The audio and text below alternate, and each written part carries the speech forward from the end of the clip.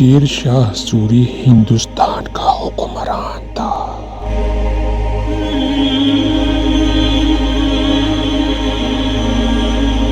ایک دن اس کا بیٹا ہاتھی پر سوار بازار میں سے گزر رہا تھا کہ اس کی نظر ایک کوٹھے پر پڑی جہاں ایک عورت غسل کر رہی تھی۔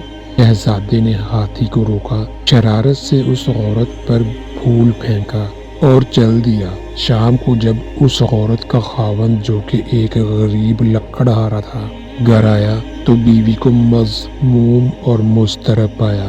دریافت کرنے پر اس نے شہزادے کا سارا ماجرا اپنے خاوند کو کہہ سنایا۔ لکڑہارے کا خون کھول اٹھا۔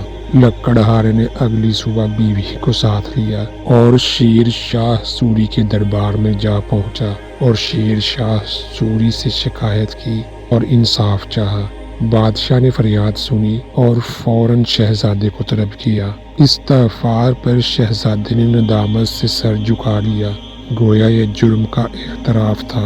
شیر شاہ سوری نے حکم دیا کہ شہزادے کو 200 کوڑے اور 100 کوڑے دربار میں ہی اس عورت کے سامنے مارے جائیں۔